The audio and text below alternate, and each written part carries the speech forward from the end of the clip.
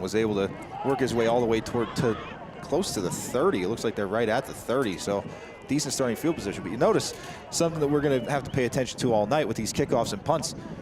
Out on this turf, Jim, you get a lot more truer bounces than you do on the natural grass, like if we were playing at home at the Silver Bowl. So keep an eye on that. Those Jagodinski kicks sometimes might be a little bit easier to field tonight. The Panthers will start with Zentner in the shotgun.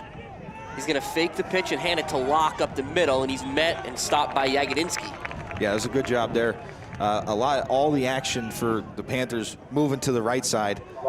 Locke gets the ball coming back the opposite way, kind of against the grain there, but no bite from the Red Tornado defense. It seemed like there were, even if Jagodinski wasn't there, there were a couple would-be tacklers there waiting to play. We just finally got the sun to set, or I shouldn't say set, at least go behind the mountains, so no glare on the field, but just as that happened, the wind picked up, which I'm sure you can hear. A little more brisk tonight than we've had in the first 4 weeks of the season, but it certainly feels like fall, and it feels like football. Yeah, it's definitely good football weather. This is what we wait for all year.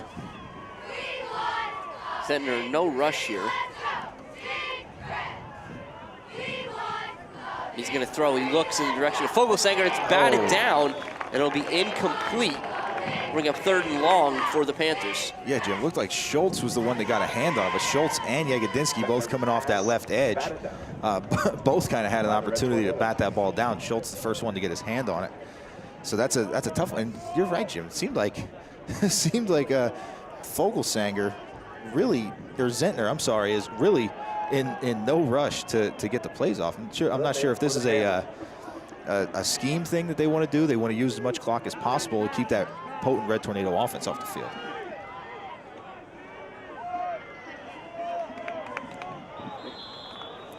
Movement there. Looks like it started with the Panthers. So we'll make 3rd and long a little bit longer here. Yeah, this is the pointing game here while we have a little discussion. Oh. Looks like they're going to say first one of the year, Jim. Yeah. First one of the year. You know, I thought I was going to go perfect this season. Yeah. Nevertheless, so 3rd and 8 will become 3rd and 3 now, as the infraction there was against the Red Tornadoes. Yeah, a little discussion there about that one. Thought that the Red Tornado defense was drawn off sides, but not so. Zentner to throw again. He's looking for Wharton. He doesn't have him. He's going to dump it off to Locke, who does a nice job getting up the field. He'll have the 1st down. So nice pitch and catch there to Madden Locke on what looked like a broken play. Yeah, it looked like that was a screen to both sides of the field there, Jim. The left side of the line went to the left, and the right side of the line went to the right. And, kind of gave Zentner 2 different options. And his first one wasn't there to Wharton, so he found Locke. And you're right, Locke did a really good job coming back towards the middle of the field, finding a little bit of a crease and getting that 1st down. It's his 13th reception of the season. We'll talk a lot about Locke. He's been a one-man wrecking force offensively for the Panthers. But for now, it's 1st and 10 at the 47. Just shy of midfield. And again, Jim, no hurry to get these plays, this play run. They're keeping an eye on that play clock, letting the time tick down. It's an option for Zentner. He keeps it himself, and he's going to be hit and slammed to the turf by Nestico after a gain of a yard. Yeah, Nestico's a big, strong dude. You don't want to, if you're a quarterback, you don't want to run into him. A little bit of help there by Geary, but you're right, Nestico wrapped him up and threw him backwards and didn't let him get much. Nestico part of that interior defensive line, along with Geary and Chicatano wearing 66 again tonight. Yeah. The linebackers, we talked about Jagodinski.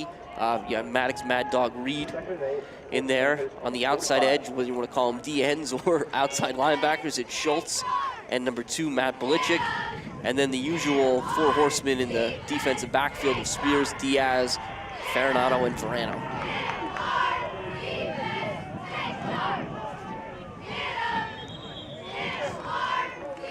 And now this one, I think we can pretty clearly say that was a false start, because the flag came out before any Red Tornado crossed the line of scrimmage there. So, and we got a pretty good view here. We're looking right down the line of scrimmage there. So, sorry, Jim. Well, we'll go once bitten, twice shy for me on that one. I'm going to keep that one. But yeah, so it'll be 5 yards against the Panthers. It's going to bring up 2nd and 14.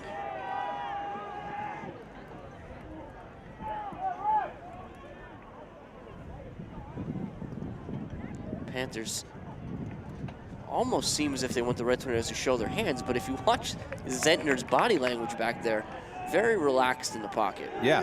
As they pitch to Wharton, a lot of white jerseys over there. That's going to be Schultz, Reed, and Farinato. Jim, that was actually Zeisloft on the carry. Oh, 40. Yeah. Good eyes, Dan. Zeisloft, a little easy to figure that one out. Zeisloft, the second leading rusher for the Panthers right now. We talked about Locke. Locke's currently came into the game just shy of 500 yards and 4 touchdowns on the year. And Zeisloft, 40 carries for 153 and 3 touchdowns. And the Panthers, again, we should point out, 3-1. Yeah. Had a tough opening night against the buzzsaw that is the Danville Ironmen right now, yeah. but have won 3 straight coming into tonight and certainly look to continue that success. Yeah, this Panthers team is hot, but none more red hot than the Red Tornadoes coming in 4-0. And Zentner's passes to Kelly, incomplete. So it's going to bring up the first 4th down of the night. Yeah, Jim, there are a lot of hands being shown there from the Red Tornadoes. Got a lot of penetration, a lot of hands up in the air. Nobody got a hand on the ball, but it was enough to kind of obstruct Kelly's view and didn't allow him to pull that one in. Zeisloft will punt to Farinato and Verano. A fitting punt return duo back there too, be the strong and free safeties also. It's a good snap, no rush. A high spiral. Verano's going to take the fair catch, but he'll take a shot for it, and as expected, see a penalty flag on the field. The Red Tornadoes will start about 15 yards closer than they would have otherwise. Yeah, and that's a really good job there by Verano, not just calling the fair catch, realizing that the punt's a little short, but also reeling that one in while taking the hit.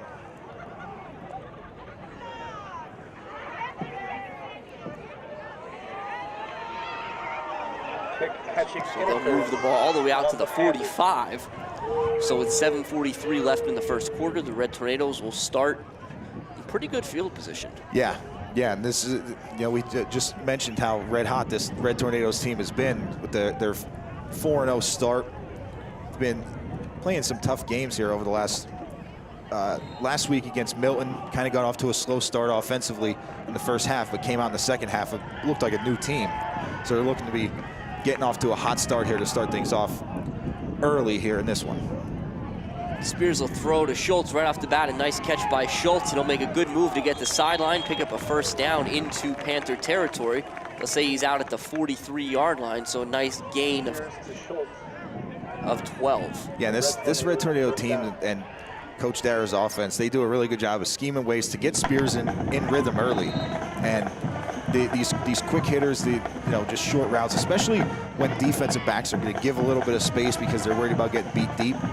It's so easy to just kind of pick and poke all the way down the field, and it gets Spears into a rhythm early. Schultz will be the only receiver split out to the short side of the field. The wide side will be Farinato in the slot. Verano will cover him up outside.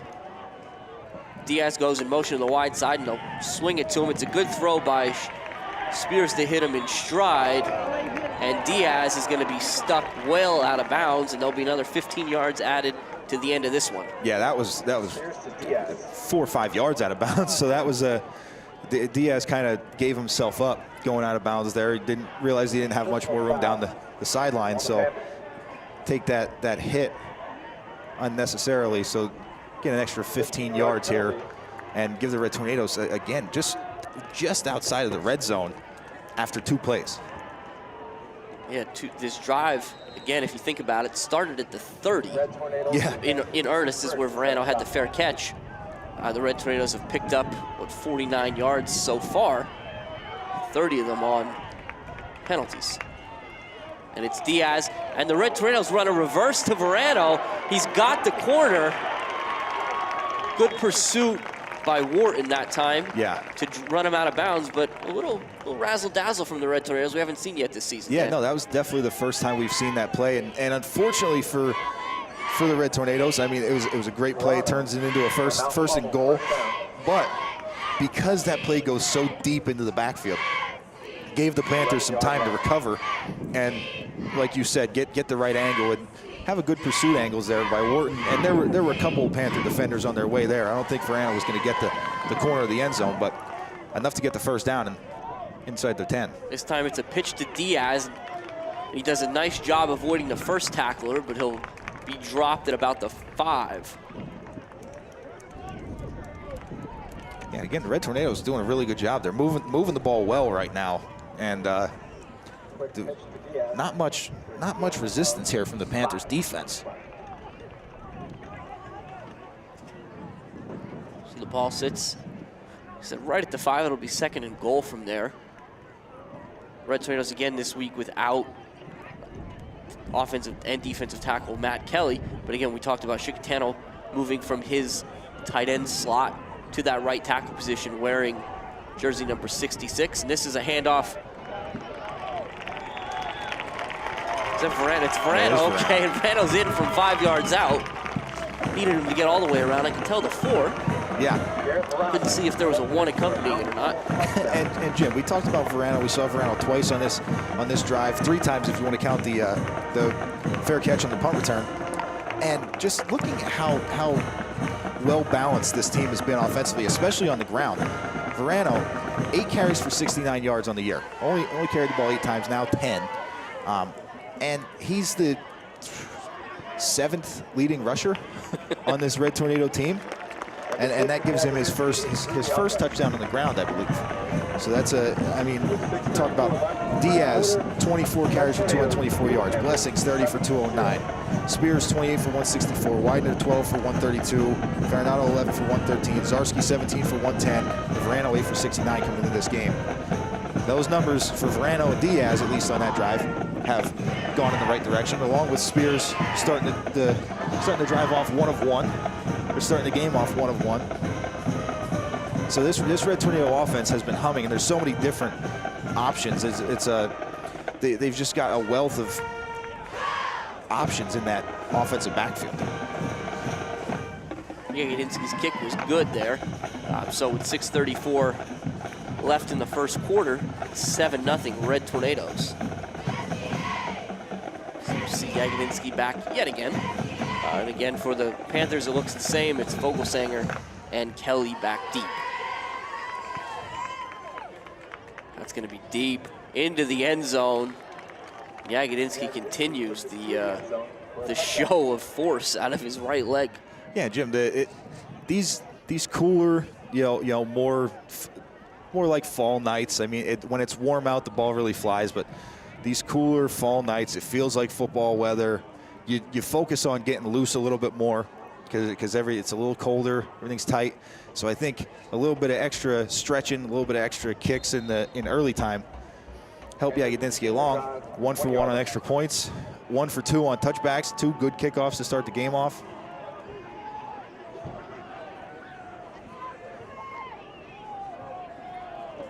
We'll see if the Panthers change anything of their approach here, Dan, but it's going to be Locke off the right side. He tries to cut back inside. There's nowhere to go. He's going to be met by a wall of white jerseys.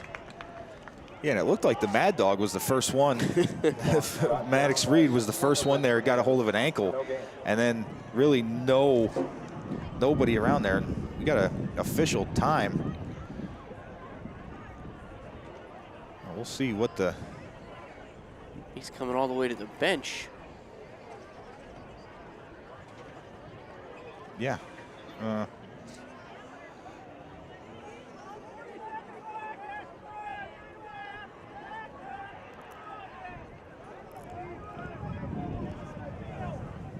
Not sure what that was. No. There was some discussion with the... Is it the clock operator, perhaps? Possibly, yeah. The clock operator. Yeah, we'll go with that. You see something new every day. Yeah, that was the first time I've seen the the white hat come all the way to the track to discuss something. Nevertheless, 2nd and 10 back on the field. And again, Zentner's got Zeisler off to his left. It's Vogelsanger and Kelly split out to the right. Locke is in the kind of the wing position to the left. They're going to hand it to Fogelsanger around the end. He does a nice job making the first Red Tornado miss. Unfortunately for Fogelsanger, there's a lot more behind them, though there is a penalty flag on the field. And it looks like number 11, Cole Spears, the cornerback and obviously the Red Tornadoes' stout junior quarterback, is down on the play here for an injury. So we'll find out what this penalty flag is. I think this is going to be... It's a face mask against the Red Tornadoes. We'll see if this is going to be a 5 or 15-yard variety. Thinking this is going to be incidental. So as they tend to Spears, and again, the sun has gone down, the temperature's dropped, the wind is picked up. I'm reminded of all of you that are enjoying this from the comforts of your home or anywhere else you might be. And it's occurred to me, Dan, you know, we've done this the last five years now. I think you've had that opportunity to do that. Yeah. And so, you know, it might be a good time to think about as you hear Dan and I, and our teeth starts to chatter throughout the game, and you've, you know, forget about us. You think about these kids and everybody else, the TV studio that's out here making this possible. You know, again, you can always consider making a donation through the Education Foundation to the TV studio. Again, you think about it. Again, we've been doing this 5 years now. It's whatever you can manage. $5, $10. It's all helpful. It kind of helps keep this thing running and keeps you warm at night and dry, because we will have one of those instances without a doubt before this is all said and done. So if you want to do that, you can go to www.mca.k12.pa.us, and you can find the link for the Education Foundation. You go ahead and make that donation to the TV studio as just a simple way of saying thanks for your warmth. Yeah, yeah, Jim. And see the training staff of the Red Tornadoes get Spears up fairly quickly. He's being helped off the field, somewhat under his own power, and we're gonna be back after the 5-yard face mask penalty to go along with the 5-yard gain from Fogelsanger. We're gonna see a first down for the Panthers.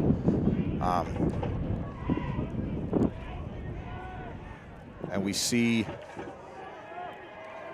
looks like Farinato bumps over to the corner spot and Chase Belichick in there at safety. Setner under pressure, he just throws it away. Nice decision there by the senior quarterback. But yeah, Dan, I think we talked about that a few times, where it's really interesting, whoever it is, whether it be Spears or Diaz, if there's any issue from a corner position, whether it's an injury or just a break, they'll kind of bump Farinato down, and Belichick does an admirable job of going in there and filling for in the position Farinato vacated. Yeah, they do a really good job there. You know, we talk about the depth of this Red Tornado team, and it's not only the offense that is very, very deep up and down the depth chart. It's also the defense as well. Those guys it's a plug and play with how well this defense is run. 2nd and 10 at Zeisloft off the right side. We'll get across the 35 to the 36. We'll bring up 3rd and 4. Yeah, it was Maddox Reed again getting in there. Looked like first man on scene. There was some defensive linemen in there as well. I think getting Zeisloft down low. Reed coming from his linebacker spot put a hit on him. Good job defensively for the Big Red. Oh, there's a lot of action in the Panther backfield. There is. There's a lot of misdirection and stuff like that. They always have. It seems like there's every other play there's some sort of motion. And again, we talked about they're in no rush to really get the plays off.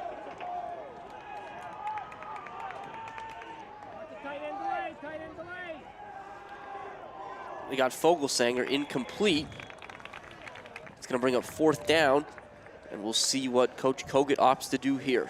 Yeah, it looked like the pressure there from Matt Belichick kind of forced Zentner to get rid of that ball a little bit quicker than he wanted to. It looked like they were setting up a middle screen there for Fogelsanger. But there's the change in personnel, so we'll see Zeisloft punt for the 2nd time tonight. Yes. Back to punt for the Panthers. We'll see if the Red Tornadoes opt to go get this one. Nope, they're content to set up a return. Good punt Fernato took a fair catch at the 35. And so again, the Red Tornadoes will start after a nice forced punt by the defense. Yeah, the defense did a really good job there, standing up, making a stand. So we're going to see number 2, Matt Belichick. You know, we talked about him on the last play, the last defensive play, applying the pressure from his outside linebacker spot. We're going to see him step in there at the quarterback slot there for the injured Cole Spears. And the upside for the Red Tornadoes is that whether it's Belichick, Marshalik, Spears, the offense doesn't really change. Sure. There's no changes. This offense is still going to run through its backs, and it's going to be a run-heavy team. And there's Diaz still on his feet. Get out to the, looks like they're going to say the 43. So it'll be yards short of a first down, 2 yards short of a first down, 2nd and 2. Yeah, and that looked like Thomas Klingerman, number 66, on the tackle there, that finally able to bring Diaz down after, like you said, he kind of stepped in and out of 3 or 4 tackles before he got to him.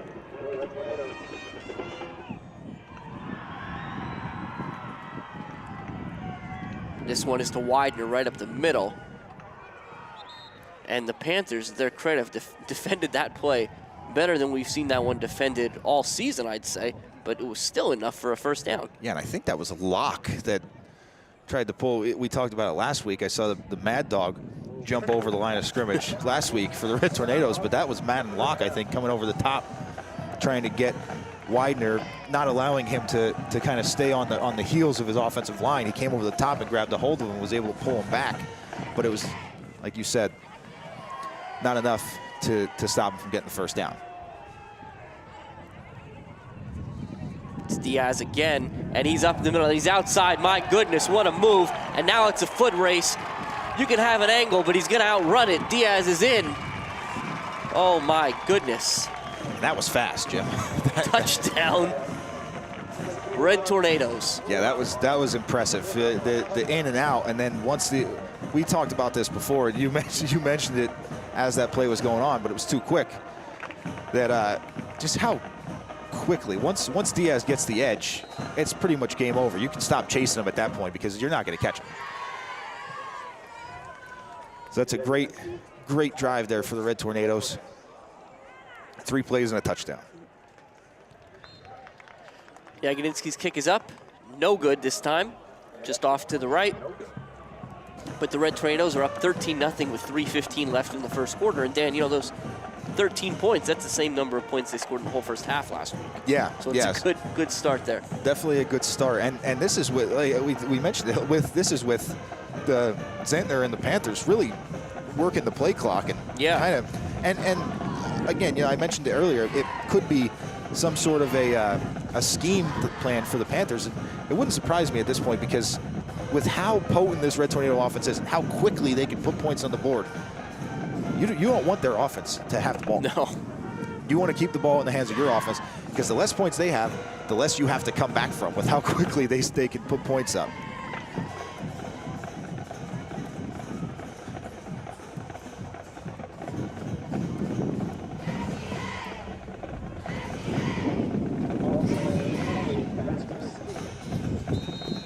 Hear the wind, I'm sure. If you can't hear it, you can certainly see it. But another boot from Jagodinski. Be taken at the 5 by Vogelsanger. They try to weave his way in and out there. He does a nice job eluding some white jerseys, but alas, he's overrun at the 24. It'll be 1st and 10 Panthers from that spot. Yeah, Jim, you mentioned that wind whipping. It's kind of at the backs here, but it's at the Red Tornadoes' backs at this point. But even so, it looked like Jagodinski got that ball so far up into the air that it seemed like it almost held up. You know, it was in the air for a long time. There was some hang time on that ball.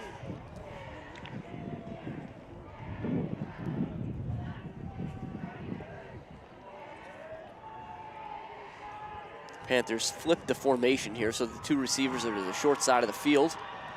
They bring Vogelsanger in motion and hand him the football. But Schultz at his defensive end position does a great job of setting the edge, and then Geary cleans it up. Yeah, it was a really good job there by Schultz. He didn't get too far upfield. He didn't give him a cutback lane, and he didn't give him the edge. That's what you want to do as a defensive end. You're the contained guy. That's exactly what you want to do. You don't want to get too far upfield, to able to get washed out of there. He did a really good job maintaining his contain and making Fogelsanger make a decision rather than him making it for him. And the decision for Fogelsanger was get tackled by Schultz or get tackled by Geary. At that point, there really was no other option.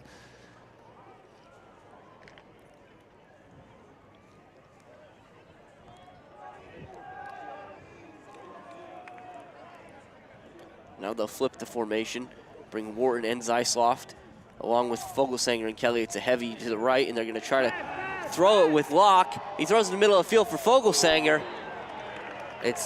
It'll be incomplete, but there's going to be a defensive pass interference call there on the Red Tornadoes as they got there just a second early. Yeah, that one's tough too there for Farinato, the one that got there early, because that ball kind of hung up in the air. You're trying to recover, you're trying to get back. And you see it happen in the NFL all the time. Quarterback kind of does a back shoulder throw, yeah, or underthrows the receiver, and the receiver has to come through the defender to try and get back to the ball. It's sort of the same situation there. Farinato lost his feet, and unfortunately, the Fogelsanger had to come back for the ball and had to come through Farinato to try and get to it, and it turned into a penalty. So that'll move the ball up to the 39.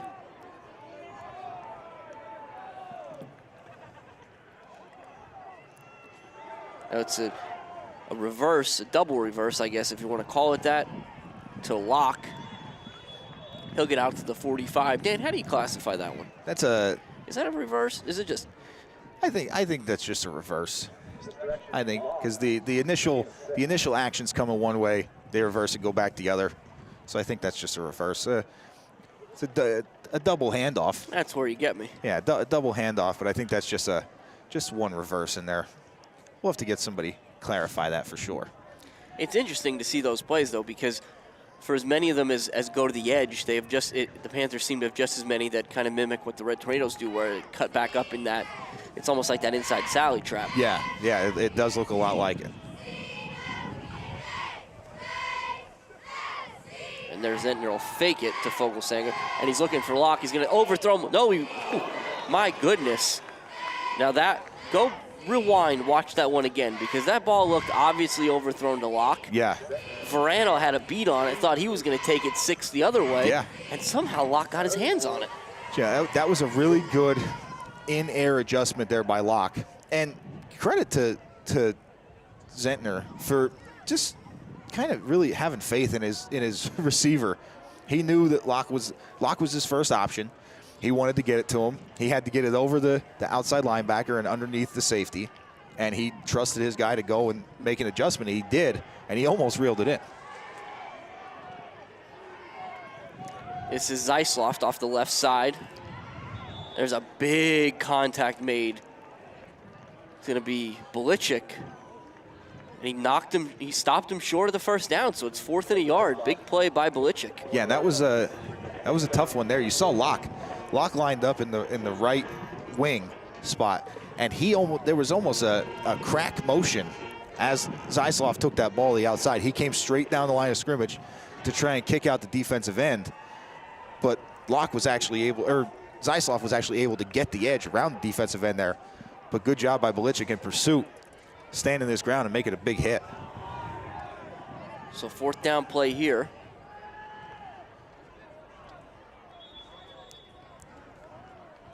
Ultimately, you're going to get a timeout by the Panthers, so that'll stop the clock with 20 seconds left in the first quarter. It's 13-0 here, Mount Carmel, at Panthers Stadium in Bloomsburg.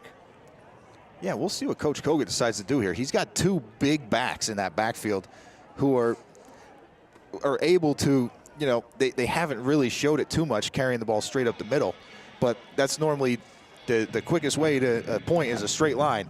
So normally you want to just kind of maybe get Zeisloft in front of Locke in the I formation and try and get that 1 yard to get up there. But this is a big 4th down play here early on in the game for the Panthers.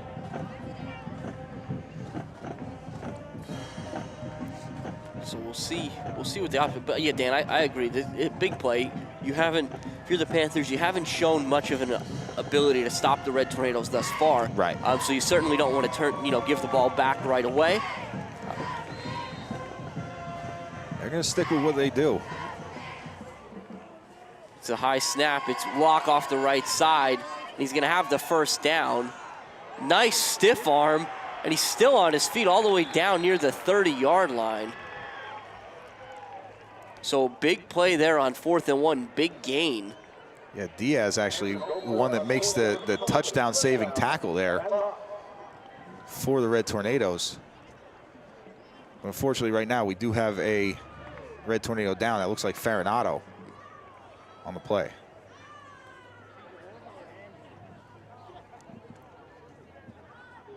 So while we see Farinato be attended to, another thing to think about, kind of like we did last week, there's some big games going on in the area tonight.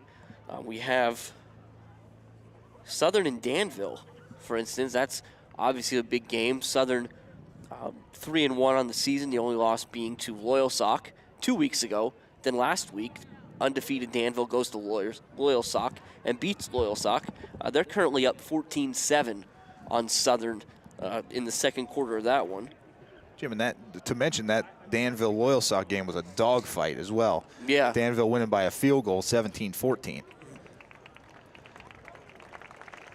No help. Farinato off the field. So a tough first quarter here for the Red Tornadoes. Yeah, we'll see. That, like you said, the Red Tornadoes in front right now, 13-0, nearing the end of this first quarter. I think if they run the clock here after this penalty, that we may go to quarter. Not sure how the Panthers want to play it, but the two injuries right now, the two offensive and defensive staples. So we'll see how the Red Tornadoes decide to handle that moving forward. And there it is, Dan. That was a good call. That's the whistle, the buzzer, whatever you want to call it. Regardless what you call it, it signals the end of the first quarter. So after 12 minutes of play, it's the visiting Red Tornadoes 13, Panthers nothing. Again, those 2 touchdowns, you got 2 rushing touchdowns for Mount Carmel, 5-yard run from Verano to open the scoring, and then about a 60-yard run from Diaz. And again, it's nice to see Diaz in space. We saw it a little bit last week. Yeah. He's been bottled up at different times throughout the season so far, but some of that, again, by design. I think just the way the Red Tornadoes are utilizing him this year, he's more in between the tackles at different times, so the angles aren't always there. But, you know, last week he had 5 carries for 77 yards and a touchdown. Yes.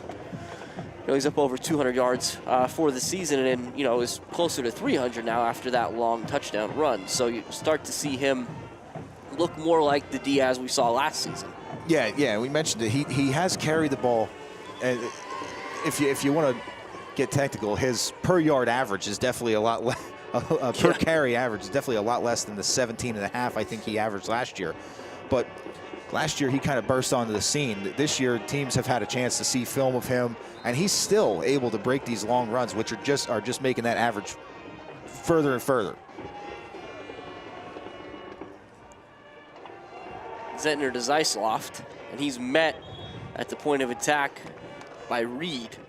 No gain. It's going to be second down. Yeah, and sometimes that action in the backfield makes me a little nervous. The Panthers, it looked like Zeisloft almost kind of bobbled the handoff there initially because there's just so many. Zentner's trying to fake here, fake there, and then give it off. It looked like Zeisloft bobbled the handoff, but he was able to regain control of it, but had to kind of focus on that too much, wasn't able to read the defense there, and Reed did a really good job of making the tackle. Yeah, we didn't mention it before, but Andrew Wilkowski is in at the corner position now that Farinato's out. And this is Locke off the right side, and he's going to be stopped. It's Nestico, I think, Jim. Big 71. It's a big stop there. Shimko was in there as well. Now Shimko will come back out as Geary replaces him, but it's third.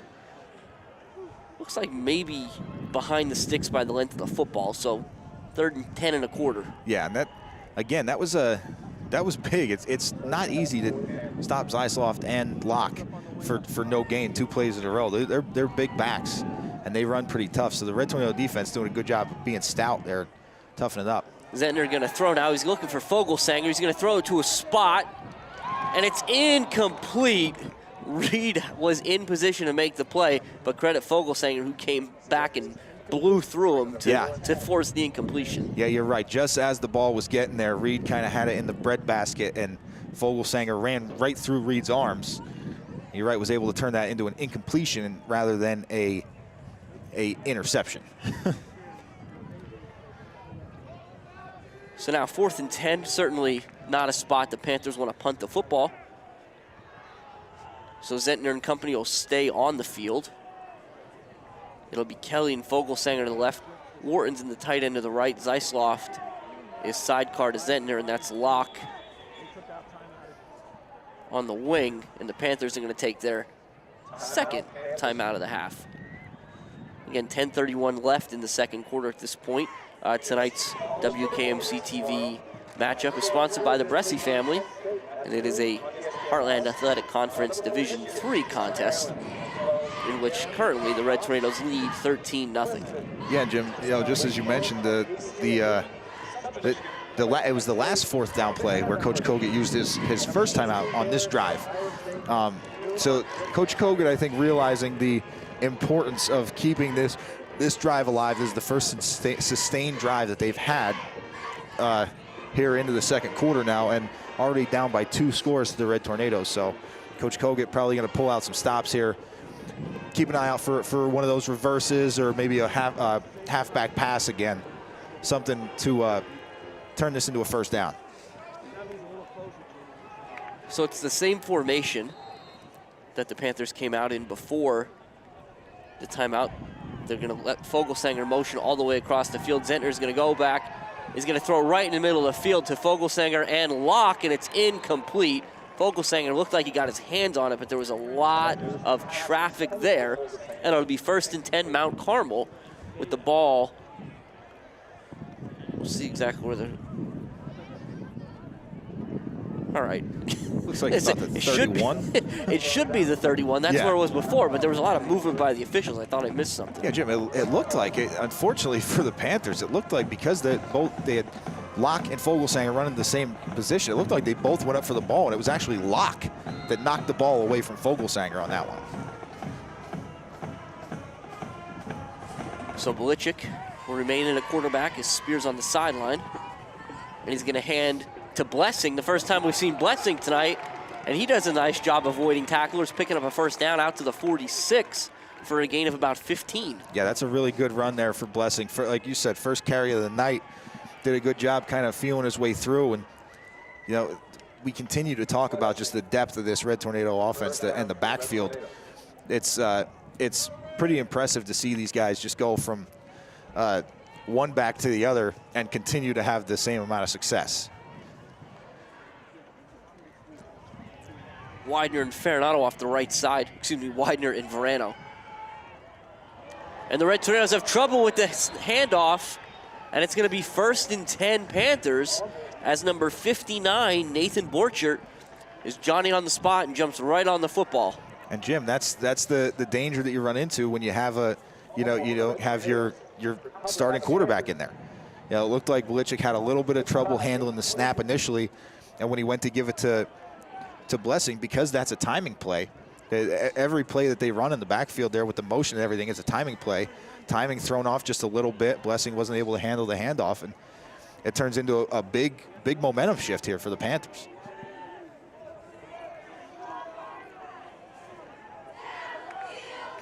So now the Panthers have a change here. That's number 1, Wyatt Brocious in at quarterback. Now he's a freshman, and he's going to be slammed down in the backfield by Schultz and Reed. Yeah, but a lot of credit to Nestico on that one. Just in pursuit initially, forced him well into the backfield and allowed the pursuit to make the stop there. Coach Kogut perhaps looking for a little change here. Brocious he's the 3rd leading rusher coming into the season, coming into tonight's game. And he's also the 2nd leading tackler on the defensive side. So certainly a kid that's not unfamiliar, to the playing field here, even as a freshman. Yeah, he looks like a scrapper. Yeah, you see him. He looks like he's tough. He'll stick it in there. He's not afraid to take some hits. Now he's going to throw it. He's looking for Locke, and it's high. It'll fall incomplete. as Locke took a shot for his effort from Reed. Yeah, Mad Dog did a good job there, getting his shoulder pads right into Locke's stomach as Locke went up for that ball. But Jim, that was a laser from Brocious. That thing, he whipped it in there, and that was, not trying to say, Brocious, they got him listed 5'7", 155 pounds. Not the kind of guy you would expect to be throwing, you know, 100-mile-an-hour fastball at a receiver here from the backfield. So now it brings up another 3rd and long situation for the Panthers. So you force the fumble, you get the ball back. I'm certainly looking to capitalize here, so you'll see what they go with. And Coach Kogut is forced to use his 3rd and final timeout of the half, as the Panthers were dangerously close to making that a 3rd and 19 through a delay of game penalty. Yeah, you're right. And again, you know, we talked about it on the Red Tornado side. You'll also see it on the Panther side, is that sometimes you get a different body in there in the backfield, a different body, especially the one calling the signals. Yeah. Things take a little bit longer to develop, and the timing gets thrown off a little bit.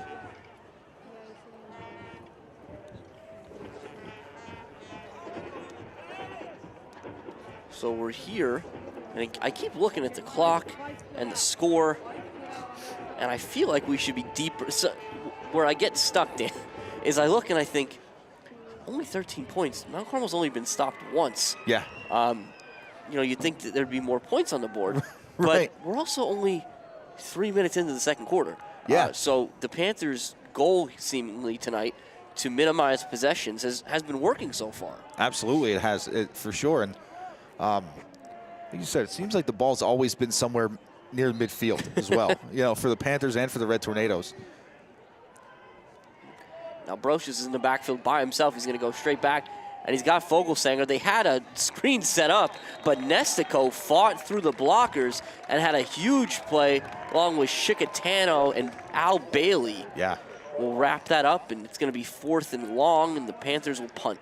Jim, and it looked like Fogelsanger, when he initially caught that ball, if he would have immediately turned upfield, it looked like he did have a lane, but he tried coming back in further towards his blockers with that being a middle screen. And you're right, Nestico did a really good job of fighting through his block, of being the first man on the scene there to make that big stop and force the Panthers into a punt. We talk about Nestico a lot, and certainly his experience as a low snap. So the Red Tornadoes are going to stop Zeisloft all the way back at midfield. That's Bradley. So rather than another nice punt out of Zeisloft, the Red Tornadoes are actually going to get an extra 5 yards here. Yeah. And it'll be 1st and 10 from midfield, as the snap was low and Zeisloft was under pressure and had to make a decision. Yeah, so you think the Red Tornadoes defense comes out and gets the stop after the turnover. With the Panthers set to punt, they're going to at least flip the field. Well, at this point, the Red Tornadoes right back pretty much where they ended their last drive, actually a little ahead of where they ended their last drive to start this one off. Blessing goes in motion. It's a high snap, but Belichick does a good job pulling it down. Verano fighting through arm tackles. He'll get out about the 42-yard line, pickup of 8. Yeah, really good job there by Verano, fighting through. And then having the wherewithal, too, there, feeling as he was able to spin out of that one tackle, that arm tackle, he felt Borchert coming from behind, so he covered the ball up before taking the hit. And for as methodical as the Panthers have been, the Red Tornadoes were back up on the ball quick. It'll be Blessing across the 40 for a first down. Yeah, and I think speed at this point, the speed of play at least, maybe not necessarily speed of players, but the speed of play at this point is going to suit the Red Tornadoes well. Just, you know, unfortunately, we look at the depth of the Panthers. Not a whole lot of jerseys over there on the sideline. You want to kind of wear these guys down. Don't give them too much of a break in between plays. The snap to Widener, and the Panthers again. Wharton on scene does a nice job of snuffing that one out after a gain of 3. Yeah, but again, there's Red Tornadoes always moving forward. It seems like offensively, not too many negative plays from the Red Tornadoes so far, outside of the turnover. This time it's going to be Verano, and he's got white jerseys in front of him. So he'll get across the 30. It'll be, it's going to be close to a first down. Yeah, it is a first down. Looked like Wharton and Kelly there to make the tackle. Verano did a really, really good job kind of feeling his way through there on the outside. Again, we talk about what's going on defensively, but offensively, again, that big offensive line for the Red Tornadoes, that Shimko, Geary, Langton, Nestico, and Chicatano left to right, and then you've got Schultz and Bradley at tight end. Now Blichik's going to keep this himself, and he's going to run right off Shimko's back. Does a nice job getting down inside the 15 to the 13 for another Red Tornado first down. Yeah, it's a really good job there by Blichik. You know, Blichik looks like he's shot out of a cannon when he takes the snap. Used to seeing all the action in the backfield, and he just took that snap and got behind his blockers and went with it.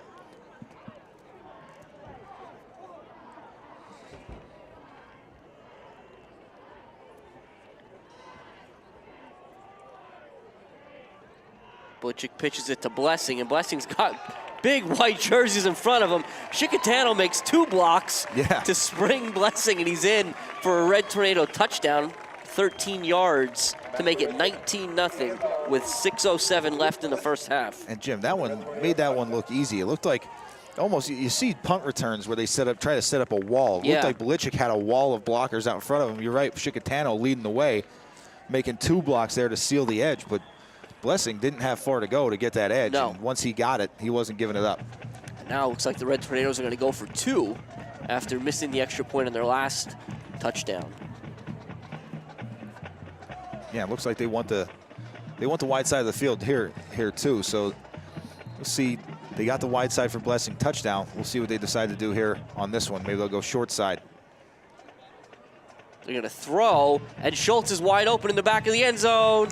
So the 2-point conversion is good, but there is a flag on the play. A 15-yard penalty added onto the kickoff for roughing the passer. That's exactly what it is, Dan. You didn't even wait. You saw that one with your own eyes.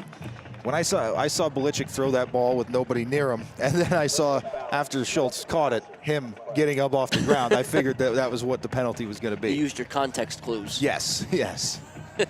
So the 2-point conversion is good, and the Red Tornadoes will get 15 yards. So might see another Jagodinski touchback here, Jim. Trying to see which way the wind is blowing. It'll be blown in Jagodinski's face a little bit, but I don't know if that matters. Now with 15 yards here, he'll be kicking from inside Panther territory, if I'm correct, or right at the 50. So there's the official call. Yeah, he'll be playing from inside Panther territory. 5, 10, and 15. I think he might be able to get it in the end zone left-footed on this one. Now this is one of those situations where, as the kicker, you know you got the leg to get it there from the original spot. So now you're trying to kick this one through the uprights. Well, and here's the other side. I mean, you're up 21-0 here halfway through the second quarter. If you're ever going to try an onside kick, it's a pretty low risk, high reward play here. Yeah, I mean, whereas even if you don't recover it, it's going to be about the 35-yard line. That's very true. That's not a bad idea. It looks like there's a little discussion from the Red Tornadoes of what Jagodinski is going to try to do here. Looked like Blessing was telling him, try and kick it through the uprights. We do have to beware of the big red band. That's what I was thinking. They might want to have their have eyes in the back of their head here as they're warming up.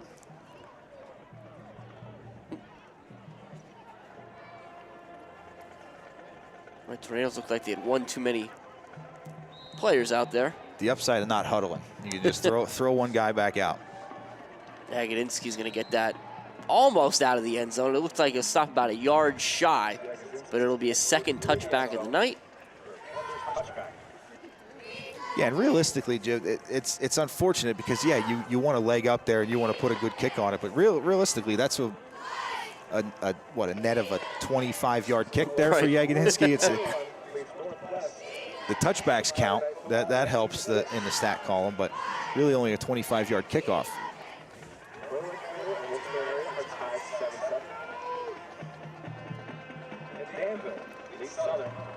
So we'll see. It looks like Zentner's back in there for the Panthers. Yeah. Again, it'll be 3 wide to the wide side of the field for the Panthers, but they're going to hand it to Zeisloft. And he'll be met and stuck. Looks like he bounced off Schultz and ran right into Belichick. Yeah, and again, Schultz doing a really good job at that outside linebacker spot, setting the edge there and not allowing Zeisloff to get the corner, which is what he was looking for, and just doing his job. Outside linebacker, you want to turn the back right back into the inside linebackers, the meat of the defense. Schultz doing a really good job setting the edge and making those plays. Again, we talked about, how the Red Tornadoes can make some changes here and there. You saw, again, Shimko was in, now he's out. Geary's back in. Al Bailey on one of the defensive ends, giving Bradley a breather as he's taking a lot. And this is Zeisloft off the left side, excuse me. He does a good job. He'll be near a first down, but it's still going to be 3rd and short. Yeah, good job there by Lukoski. Lukoski was kind of the last line of defense there for the Red Tornadoes. It was a heavy set to the right for the Panthers. Zeisloff came back across the grain there, and thankfully Lukoski was there to slow him up and make that play. And I think we've seen less, and maybe we'll continue to see less of Matt Belichick on the defensive side of the ball now that he's taken over the quarterbacking duties for at least looks like it'll be the rest of the first half. Yeah, because I think it's usually Bailey and Belichick kind of rotating in and out. You see that we saw a lot of Bailey the last few drives. Panthers like what they have with Zeisloft, and they'll give it to him again up the gut for a first down. So the clock will stop momentarily with 4:28 left in the first half. 21-0 Red Tornadoes. Yeah, and again, the Panthers really in no hurry. Zentner running to the sidelines, getting the play from Coach Kogut, jogging back into the huddle. They're not in too much of a hurry, but with how it seems like they haven't been able to really get the big play yet. With this drive, if it's going to take time, you gotta kind of start to hustle things up a little bit here if you want to get points on the board before the half.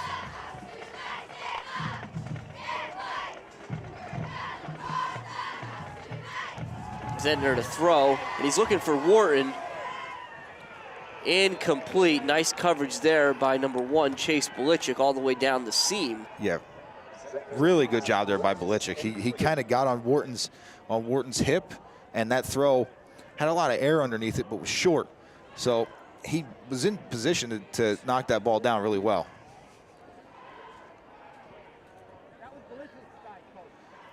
So the ball sits at the 34, and again, a reminder, the Panthers are out of timeouts. So Dan, when you started talking about the clock and what have you, that's one method of stopping the clock here as we near the end of the first half that the Panthers do not have in their employ. And I think that's why the Panthers are starting to put the ball in the air. As they hand to Zeisloft. Off the right side, he'll get not much. So they're going to say maybe 2 yards. It'll be 3rd and 8. Well, now in a 3rd and long situation, I think if you're Coach Kogan, you're Zentner, I think you want to let that play clock tick down as far as you can before running your 3rd down play. And then if you get a first down, you pick up the pace a little bit. But if not, you take your time. You see if the Red Tornadoes opt to use their timeout, or you let more time run off the clock before you punt. Now he's got Locke in the backfield with him this time. And Zeisloft is in that wing spot, so they pitch it to Locke. And he's going to be dragged down. A nice play made by Mad Dog Reed. And there's Coach Dara using his timeout. That's a smart decision there by Coach Dara. I think, we talked about it. Not a whole lot of opportunities to offensive drives in this first half so far. So you want to make sure you get your team one more chance at putting some more points on the board before you go into the half.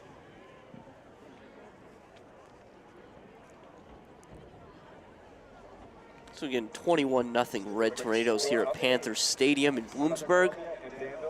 Tonight's WKMC TV matchup is sponsored by the Bresci family. Again, this is Heartland Athletic Conference Division III. A lot of fun stuff, and not to mention we also, this is also PIAA District 4 Class 2A matchup as well. Currently, the Red Tornadoes, again, it's pretty early in the season to talk about playoffs, but the Red Tornadoes are here at the 1 seed, and as of tonight, the Panthers are actually the 3 seed. Yeah, Yeah, at 3-1. Zyslov's kick is high in the direction of Diaz, who's back deep. And now it's going to bounce in. Verano, it takes a very favorable Red Tornado bounce, and it looked like Verano thought about it for a second. He did. He thought about it, but then he turned and looked and saw some red jerseys and made the right decision. Yeah. One thing we talked about last week a little bit, and I think things went kind of well. We were talking about the brick project back at the Silver Bowl, right? And it's a beautiful facility here in Bloomsburg, but I like the one we've got back in Mount Carmel, especially with the Legacy Brick Project. They're in the south end zone there by where the creature bleachers used to be. You have the 6-foot water jet tornado, and you can get the bricks all around them. The 4x8-inch bricks or the 12x12-inch bricks. And Diaz is going to be thrown down by Locke there for only a yard. But I think we had some good imaging of him last week. If you want to see him again, make sure you get to the stadium next Friday when we're back at home. But if you're interested, the cool thing about those is you can place the order.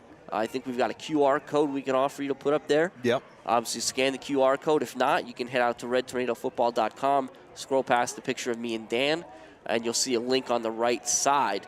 And when you get there, you can get, like I said, you can pick up the 4x8-inch block, the 12x12-inch block. And the Red Tornadoes, again, have trouble with the football. I think the Panthers are going to have that one. And for the second time tonight, the Red Tornadoes are going to fumble a handoff, and the Panthers are going to take over around the Mount Carmel 40-yard line. It's going to be the 39, to be exact. Jim, we'll get to see a real-life 2-minute drill. No timeouts left, 2 minutes on the clock. We'll see what the Panthers have in their trick bag. We'll see some out routes probably, a couple deep shots down the field. Well, we're about to see what they have in their trick bag, Dan, because look who's getting the play from Kogut. Madden Locke. Yeah, so he's going to be Wildcat quarterback here. Locke and Zyslov in the backfield is a dangerous combination for this Panthers team.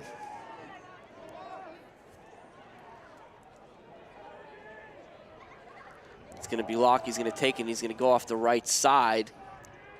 Going to be dragged down by Belichick, but we'll see how quickly they get back on the ball, Dan. Well, yeah, we see Coach Kogut getting the call in there quickly to Locke. And that's the only downside if having Zentner on the sideline. If you decide you want to go back to your regular offense, there's really not much of a break to get him in there. And it's Locke again on the right side. Bailey first contact, but should be close to a first down. I think he's got it. And so while they set the ball here, just wrap up that brick conversation again really quickly. You want to get that in before October 1st. That's the next brick order. So make sure you get that in by October 1st. All proceeds go to the general upkeep of the stadium, and you get to be a part of the stadium. It's a really cool thing. And then you can make your way down there on a beautiful Friday night in the fall and admire how you're now part of the framework there at the Silver Bowl. Now it's the Panthers have trouble with the handoff, and the Red Tornadoes are jumping on the football. And again, that's one of the difficulties of putting somebody in there that's not your normal quarterback. You have Locke has no issue taking the snap, but when it goes to the handoffs, you're used to getting the handoffs from Zentner for Zyslov. Yep.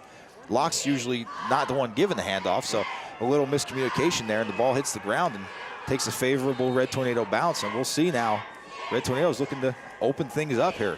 Yeah, and that's what they're going to do. You've got Red Tornadoes. Like Fesniak in there. Also sending Fesniak in, right, with Farinado on the sideline, and the Red Tornadoes want to throw. Butch is going to go straight back, and he's going to Schultz. So it's completed for a short gain. It's a really good sure tackle there by Braden Zyslov on the outside. Did a good job of not letting Schultz get to the sideline. 50 seconds left, so the clock is moving here. Coach Dara wisely kind of wants to see if he's got something on this drive before he starts using any more of his timeouts. Butchick's going to roll to his right, and he throws. It's a good ball, just misses Fesniak. So the clock will stop. 3rd and 5 with 37 seconds left in the half. Yeah, appeared to be just out of reach of Fesniak there too. It seemed like a good ball there from Belichick. Got it out in front, trying to lead him towards the sideline. Fesniak not able to get there. Everybody can breathe for a second now with the clock stopping from the incompletion. And you wonder if, with the Panthers, with what you've been able to do defensively against the Panthers and the fact they have no timeouts left, are you more inclined to try to throw again here? I would say so. Less worried about the possibility of having a punt. And it's going to be to Verano, and he does a nice job making the first tackler miss, and so he'll at least pick up the first down. And that's nice action from the Red Tornadoes, Dan. That looks every bit like that swing pass they throw to Diaz, except the difference is Verano's coming back to the quarterback. And with that action, you get in the big number 5, Madden Locke, all the way out here on the sideline being blocked as Verano's working back towards the middle of the field. And Blichik's going to throw, and he's got Schultz. It's a perfect throw by Blichik. Hit Schultz in stride, and the Red Tornadoes score from 60 yards out with 11 seconds left in the first half. That is a huge throw from Blichik. And Schultz, you see Schultz, as he gets down the seam, he looks up, he finds the ball, and he turns on the jets to go and get that one. And then did a really good job bobbing and weaving, not letting the Panther defender, I think that was Braden Zeisloff again, not letting him get the right angle to make a tackle there. That's a huge play for the Red Tornadoes at the end of this first half. Jagodinski on for the extra point. Kick is up and good. So it's now 28-0 Mount Carmel, as the first half is not quite over yet. And you see, Jim, the do-it-all there, Matt Blichik. He's in there on the extra point play. He's playing defense. You know what I mean? They got him out a couple series there on defense, but he's kind of doing everything and throwing some nice balls here in replacement of Spears. That's not an easy job to do, to come in kind of cold off the bench. Literally cold tonight. Yeah, come in cold off the bench and get in there and make the huge play, the huge throw to end or to nearly bring this half to a close. It's a great play, great ball. And Schultz, for his money, this is week 5, Dan, and that's Schultz's 5th touchdown reception of the season. Yeah, Schultz has been on fire this year, and he's doing a really good job from that tight end spot. Just always seems to find the opening in the field, the smallest crease, and these Red Tornado quarterbacks just threading the needle, getting the ball to him, and then he makes it happen from there. There's a lot of things that have to happen for there to be a successful pitch and catch, especially for it to turn into 6 points, and this Red Tornado team seems to have it down. Jagodinski took a little bit off that one to try to coax a return, it looks like, and they'll get one from number 21, Nasir Kelly, who does a good job getting the sideline before it'll be forced out of bounds by, trying to see who that was, Dan. Yeah, I wasn't able to see who that was. I think that was 39, Michael Kimzel, on the far side of the field. But 5 seconds left in the half. The ball's on the 35. We'll see if the Panthers just take a knee here. Yeah, I think if we see Zentner go in under the center, we haven't seen him under center all game, I think we are going to see a kneel down. This is the tightest formation we've seen out of the Panthers all night. Yeah, most definitely. And that's all we'll get. So the clock will wind. And you hear the buzzer. So after one half of play here at Panther Stadium in Bloomsburg, the visiting Red Tornadoes lead the Panthers 28-0. So a reminder, this is a WKMC TV broadcast. It was sponsored by the Bresci family. And we will be back after a short break here for halftime. Stay tuned. We'll be back with stats and some scores from around the area. Thanks.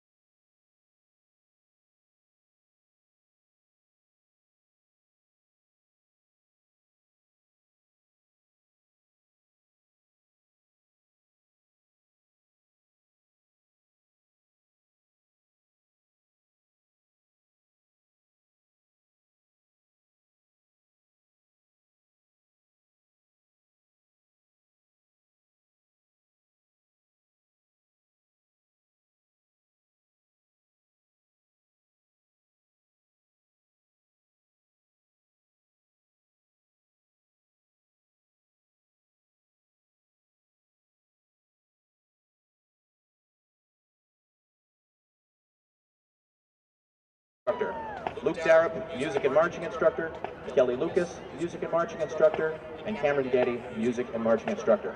We would like to thank Marissa Manikaitis, Andrew Rooney, Ryan Green, the Mount Carmel Area School Board and Administration, and especially the MCA band parents for their continued invaluable support. The band would like to recognize the late Paul Prof. Simichik, legendary MCA Mounties director who wrote the brass and woodwind arrangements for portions of our show.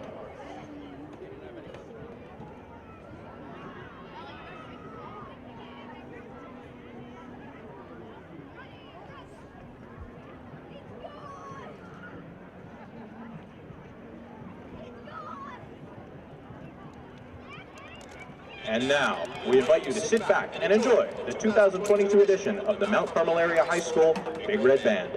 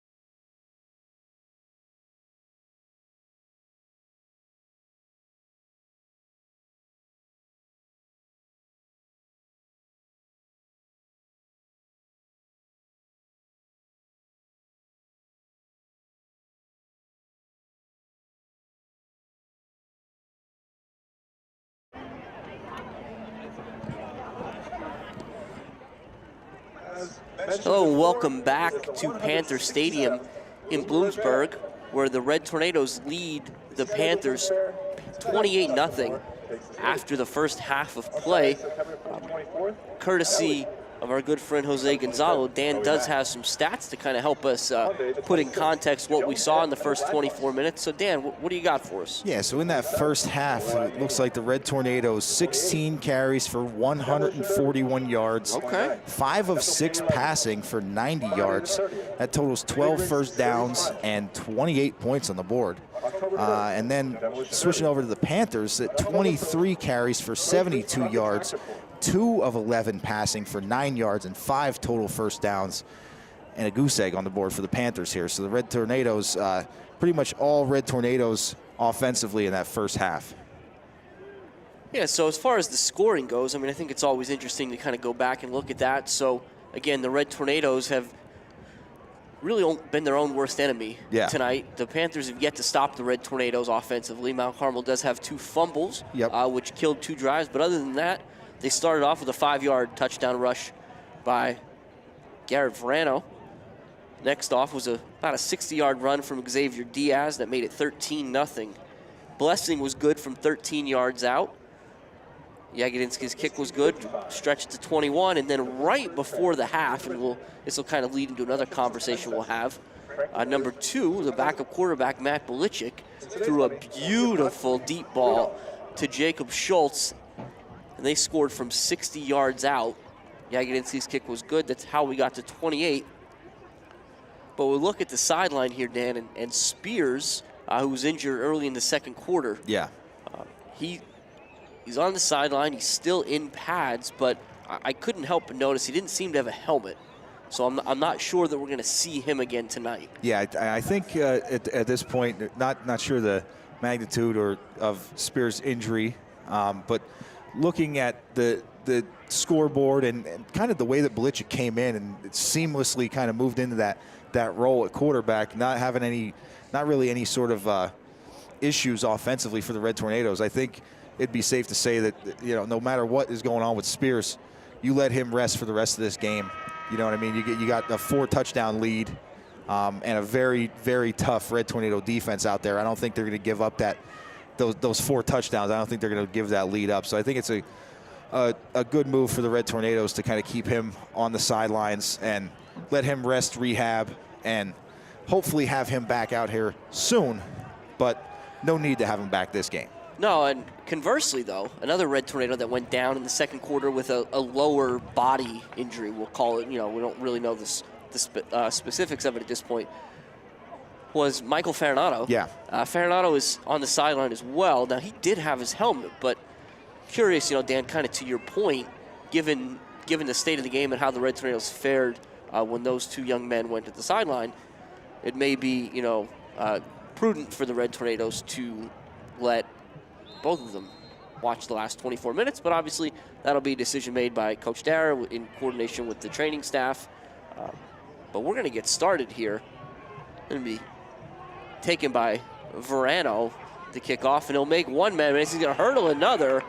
A nice return by Garrett Verano all the way out to the 49-yard line. Yeah, really good job there by Verano. You're right. He made the first guy miss right around the 30, it seemed, and then was able to take that one out all the way to the 49-yard line after that little hurdle that he made. And seeing just something we would mention, we got an 88 out there, Jim. Hey, Seeing who might that be? And also seeing a 55. So that looks like Logan Erb moving into the right tackle spot, and Chicatano being allowed to go back out there at his tight end position.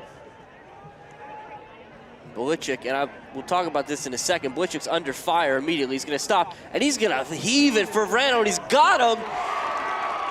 And it's a Red Tornado touchdown, the first play from scrimmage. A 51-yard pitch and catch from Belichick to Verano, and it's 34-0 Mount Carmel. And Jim, that's unbelievable. Verano did a great job downfield staying with that one. Belichick had to fight off of Wharton. Did a good job of kind of feeling the pressure from Wharton coming up the middle. He knew Wharton was coming free. He kept rolling out, made Wharton miss, and then dug in and threw that one deep to Verano. And Verano, credit him, sticking with the play all the way down there. Did a good job of kind of waiting on that one to come down. the sky throw that Belichick made and turning that into a quick 6 points to start the second half. It's up and good. 11:42, a mere 18 seconds into the third quarter, and it's 35-0 Red Tornadoes. And we got so excited, Dan, we didn't even talk about it. The second half of tonight's game, sponsored by Penelope and Tatum Lesko, who I think are at home in bed right now. Hopefully. But they like to catch the replays, whether it's the stream or on Service Electric Wednesday nights. Don't forget about that. We've got that as well. But yeah. What I was going to get into before, Dan, was as you were talking about Erb going in at the tackle position and Chicatano coming back to the tight end. Yeah. I thought, given the circumstances of the game and everything we've observed Coach Dara do over the last few years, would you see Mount Carmel come out and throw it? And are you getting an extra, receiver there in Chicatano because you've lost Farinato? Do you want to give Belichick the opportunity to throw the football and get comfortable? And sure enough, I barely had the thought before Belichick's heaving it down the right sideline.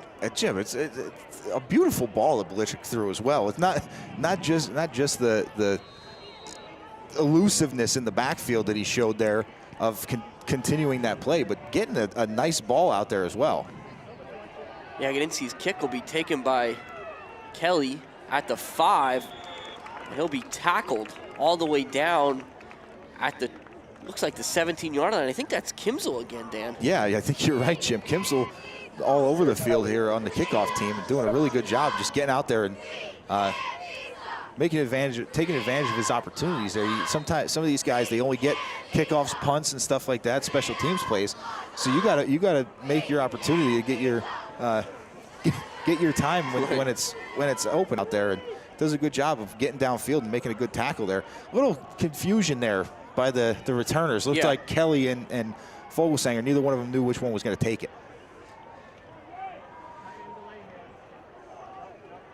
Zentner's going to hand off to Zysloff off the right side, and Reed meets him in the hole. It'll be a gain of maybe 2, 2nd and 8. And Jim, I know they're called outside linebackers in Coach Darrag's defense, but the defensive ends, I consider they're up on the line. I call them defensive ends. I always appreciate good defensive end play. I played it when I was back here on the Red Tornadoes, and just Schultz on the right defensive end there stood his ground, took a block from Locke, shed it, and turned Zysloff upfield right into the waiting arms of Maddox Reed. So there's a great play by Reed to make the tackle, set up by Schultz, doing a great job at the defensive end spot. Now Zentner's going to throw. He's looking for Wharton, and Wharton's going to make the catch, but it was great coverage out there by Lukoski. So catch it, and there'll be no yards after the catch. It'll bring up 3rd. We'll see where they're going to put this ball, Dan. 3rd and about 5? Yeah, I think so. I think it's about 4.5, 5 yards or so. We'll say 5. But you're right. Lukoski, I'm sorry, in really good coverage there. Wharton was able to make the catch, but nothing after that. And we talked about the couple of plays Kimsel's made, and it's kind of a rite of passage almost, where you think about different guys that have made big plays on special teams for the Red Tornadoes. I think last year we said the Blichik's names. Yeah, all the time. Repeatedly. All the time. And you think a few years back it was Reed Lukoski before he became the starting linebacker. And a great play by Diaz to bat the ball away, and now it's 4th down for the Panthers. Yeah, and I think with that, we are going to see the punt team from the Panthers. And you're right, that was really good coverage by Diaz. He gave an inside release, but stayed on that back hip and was able to work his way around the receiver and get a hand in there and knock that one away. That's textbook. I mean, you see NFL defensive backs making plays like that, so that was impressive. It's a good snap to Zysloft. It's a nice punt. That's in Diaz's direction, and he's going to get away from it. It takes a Red Tornado bounce and then kicks out of bounds. So while you think, hey, the Red Tornadoes start the first drive of the second half at their own 49, that's pretty good. Yeah. They're going to start the second drive of the half at the Panthers' 49. Now we'll see, Jim, as we see Fesniak out here. Usually when Fesniak and Verano are both on the field, Fesniak in position in place of Farinado, we're going to see them open things up and throw it. So after one pass play to put 6 on the board, we might see the Red Tornadoes put it in the air again here to start the second drive. Another piece to consider here again as it's late. We'll see Blichik's going to throw, and he's looking for Chicatano. It's incomplete. But at this point, with the Red Tornadoes being up 35 in the second half, that does institute the running clock. So yes. If you look and you see, even on an incomplete pass, that'll continue. Yeah, you're right. That looked like they were trying to get the ball into Chicatano's hands here right away. Chicatano, taking kind of. I think playing on the offensive line, defensive line, I think that's a huge. Obviously, it's a pivotal role in the game, but takes the touches away from you if you're a guy that moves in and out. So Chicatano, I like the fact they're trying to get him the ball right away after playing all of last week at offensive tackle in the first half of this week there. And now this time Blichik's going to hand it to Diaz, who, oh my goodness, is all around. And that almost, for those of you out there, some of you old timers like Dan and I, that makes you think of Barry Sanders, where Diaz ran about 30 yards to pick up 7. Yeah, and that was definitely a 7 that he worked for. You see him out there kind of with his hands on his hips, heavy breathing. Yeah, he's a out of bit. breath. He ran a mile. But ran a mile for a 7-yard gain, but that's 7 yards. 7 yards closer to another Red Tornado first down here. So that's a heck of a job there by Diaz. Just the elusiveness is unbelievable.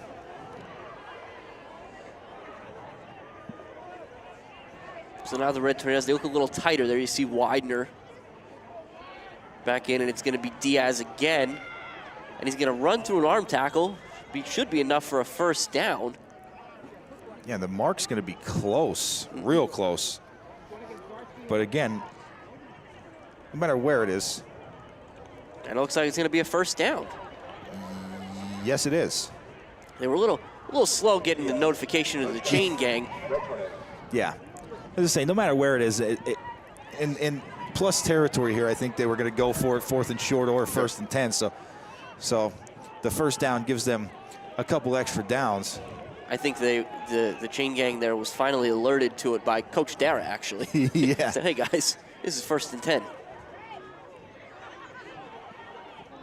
And it's Blessing this time. And he's, oh my goodness, he's in and out as well. It'll be another Red Tornado first down. Yeah, he was chased down by 62, Caden James coming there.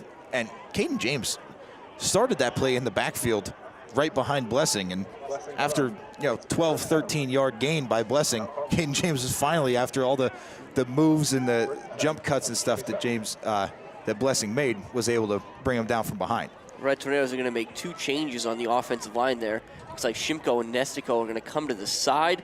And it looks like 72, Maddox Reed, and was that 67, Yager Delaney? I think so. And it's Blessing. Another nice run down near the 15. Yeah, another first down, Jim. Here we're going to get some, we already talked about with Chickatano moving to tight end, Logan Erb was in there, yeah. or has been in there for the second half. Now Blessing will come to the sideline, and Zarski's going to go in. Yeah, and I think Lukoski taking the place of Verano as well. 1st and 10 on the 16. But yeah, Jim, just to verify, I think you were correct. Yager Delaney and Maddox Lamas, I believe, in there for the Red Tornadoes on that offensive line as well. We're going to pitch it to Zarski. And Zarski's going to be tripped up. A nice play made by Locke to kind of slice through the Red Tornado line there and get Zarski before he could cut up field. Yeah, because if Locke weren't there was a lot of white jerseys there in front of Zarski. So Locke did a good job getting a piece of him, enough to take him down. But again, the Red Tornadoes, making some of these wholesale changes now, but still moving the ball. So I think just to confirm again, it looks like it's Delaney, Geary, Langton, Lamas and Erb. Thank you. You're welcome. And Lukoski to the sideline. It was a great block by Zarski, but Braden Zeisloff in that case is able to make the tackle from his back. Yeah, you're right.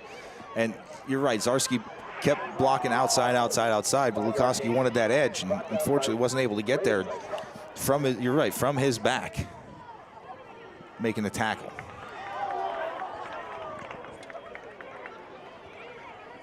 We approach the 4-minute mark here in the third quarter. It's 35-0 Red Tornadoes.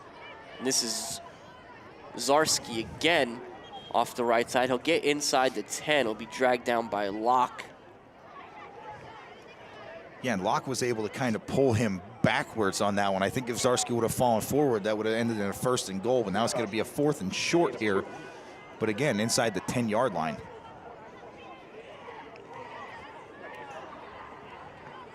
Again, the Red Tornadoes, no real hurry here. Nevertheless, big play for the Panthers.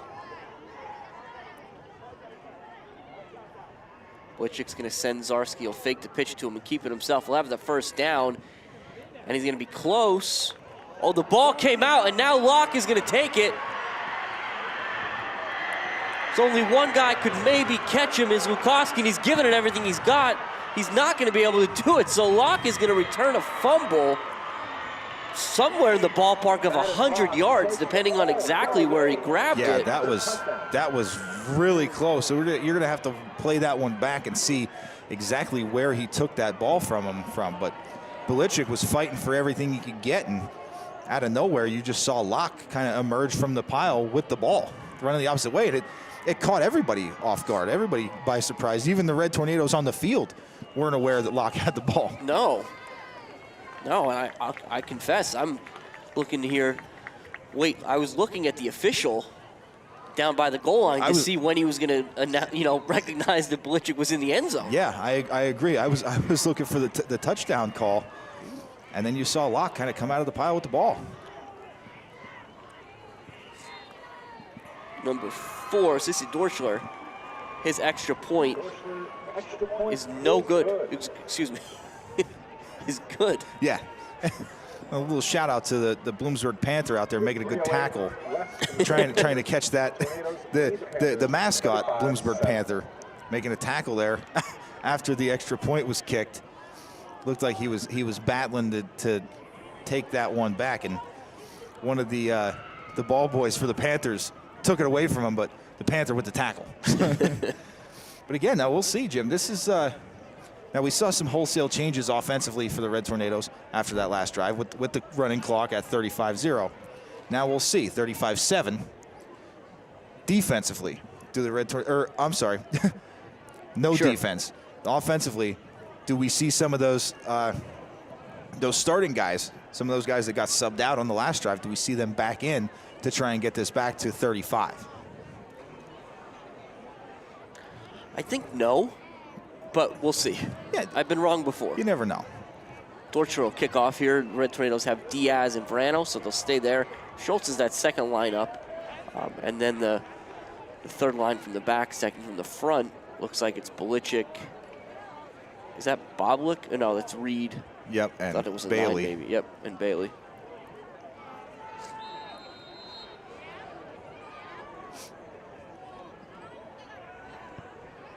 It's a good kick. It's going to get over Diaz's head, and he's just going to let it go. Thankfully, it gets in the end zone only by about a yard. Yeah. But nevertheless, did its job. That was one of those questionable ones that kind of the type that Jagodinski had when we were at Warrior Run. A couple of those that they kind of just let go, thinking they were going to easily bounce in the end zone. They take a left-hand turn there, bounce, and make it a little interesting. But like you said, nevertheless, Red Tornadoes take over at the 20. So it does look like there's going to be Some a couple more changes. Yeah, a couple new faces in there. It looks like 53 Seth Spears is in there. You're going to see number 16 Marshalik at the helm too here for the Red Tornadoes. Al Bailey in at the fullback slot.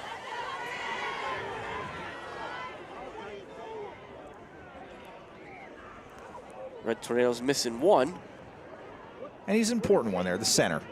Yeah.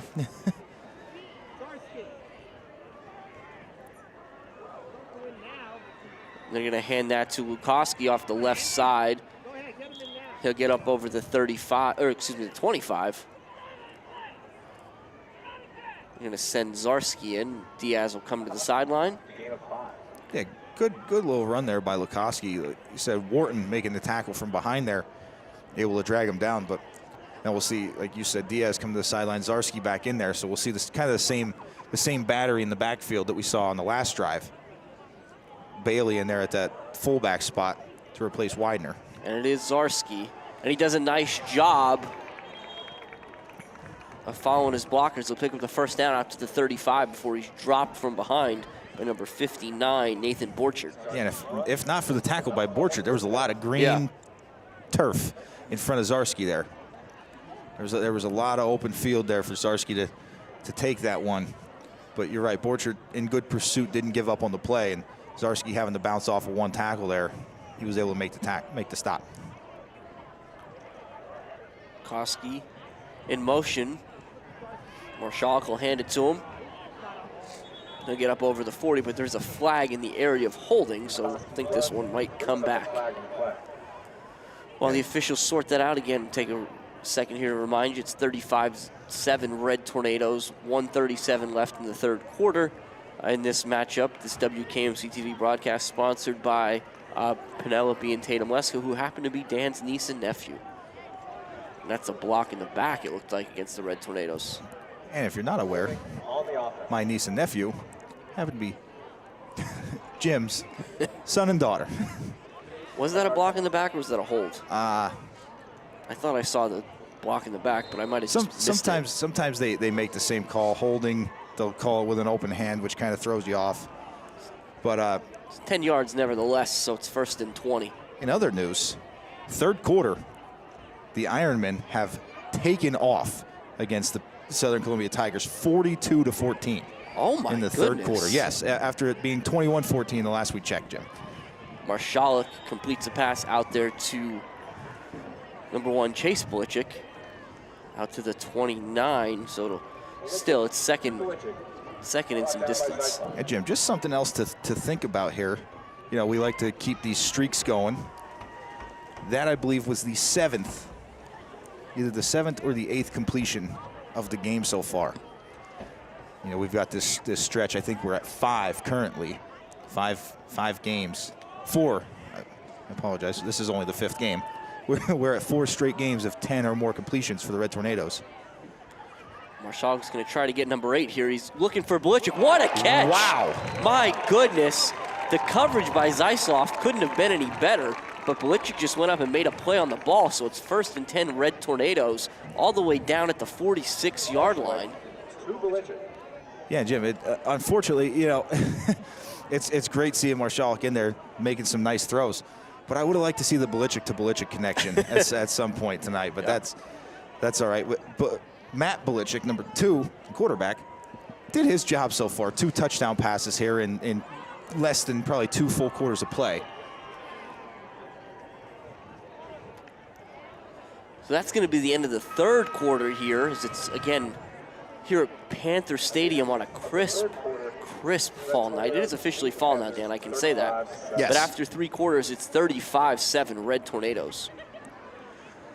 And another big game so far for the Red Tornadoes. That half kind of, or that third quarter, a nice little run there. Kind of went by swiftly compared to the first half. Right. Oh my goodness. Yeah, the first half felt like it took forever. Yeah. But I think you had we talked about Southern and Danville. Are there any other interesting games going on? And actually, they just announced it in the press box here, the Southern Danville score.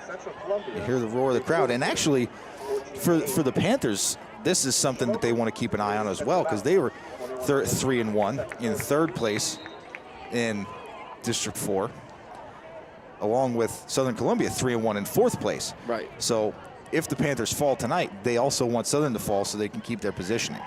Marshalik to throw again. He's got Fesniak in the flat. It's a good pitch and catch. Fesniak gets upfield, makes 2 Panther defender miss. So the Red Tornadoes go from that 1st and 20. They end up converting the first down on 3rd. Yeah. They'll put it all the way down to the 32-yard line. I think they converted the first down on the big throw to Belichick before the 3rd quarter ended. But that's all right. 1st and 10 to another 1st and 10 here. Couple of the area scores. Appreciate that. You're welcome, Jim. Couldn't just let me slide once. No, never. But currently, North Schuylkill ahead of Northern Lehigh 17-0 in the 3rd quarter. Loyalsock up 27-6 on Williams Valley. That still says the 2nd quarter. Montoursville up 23-14 on Bald Eagle. Shamokin up 21-14 on Central Mountain. Okay. And Shikellamy 14-0 against Selinsgrove. Warrior Run 19-6 over Northwest. Warrior Run coming into tonight, I think 0-4. Yes. So nice little 13-point lead there. Now there you see Marshalik tries to throw that swing pass to Zarski. It skips before it gets to Zarski, but because he was throwing it backwards, Zarski does the smart thing and falls on it. Yes. So the Red Tornadoes will keep the football here, but it'll cost them about 8 yards. Yeah, that's a tough one there. But you're right. Zarski did the right thing, did a good job falling on top of that one. Yeah, and Red Tornadoes, when Marshalik's in there, they like to stay open. Marshalik going to throw again. He's rolling out. He's looking for Fesniak. It's incomplete. And that looks like we've seen, Dan, we saw, was it 2 weeks? No, or was it last week? I think it was last week. Verano ran that out and up. Yes. From the slot position. Yeah. And I think that's what the look is there for Fesniak as well. I agree, yeah. And I think Marshalik just kind of a little bit early on getting that one out there. Fesniak was still in his out pattern, working his way towards the up before the ball, wasn't able to get there before Marshalik let it rip.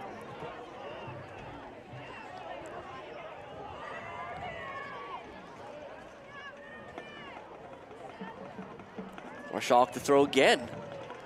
And there he's got Lukoski. Does a great job coming down with it. It's inside the 15 for another Red Tornado first down, all the way down to the 13, Dan. Yeah, and I think you're right. That ball was thrown pretty much to the same spot there by Marshall. There was no roll this time. He stayed in the pocket and delivered a really nice ball to Lukoski. Lukoski did a good job with the defender bearing down on him, hanging on to that one, pulling it in for a nice gain.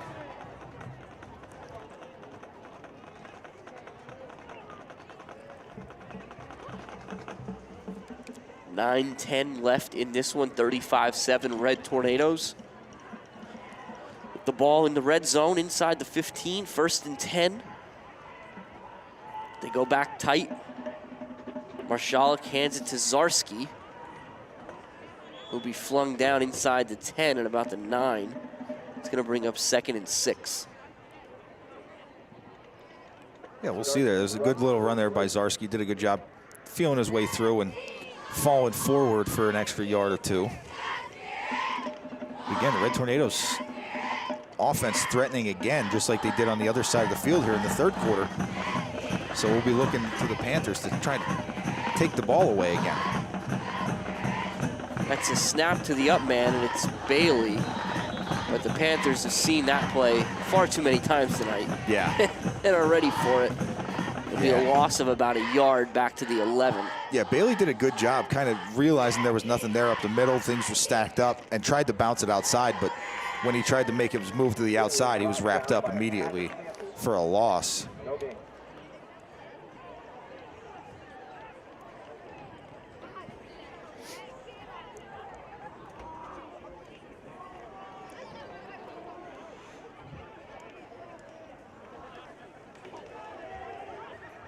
Marshalik takes the snap and he rolls. And he's going to throw it back to Belichick, and it's a Red Tornado touchdown.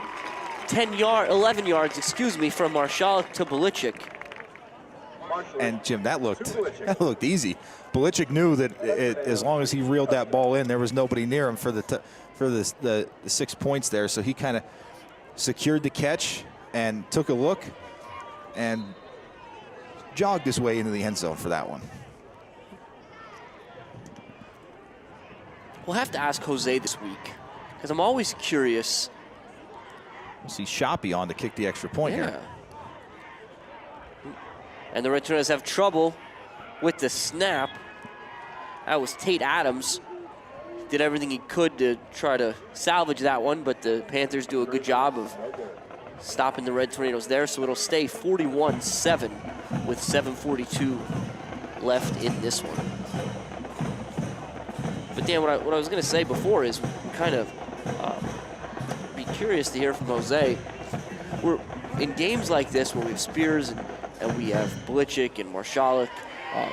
I'm kind of curious, about the number of different guys that throw touchdown passes in a game or in a season or complete passes in a game. Yeah.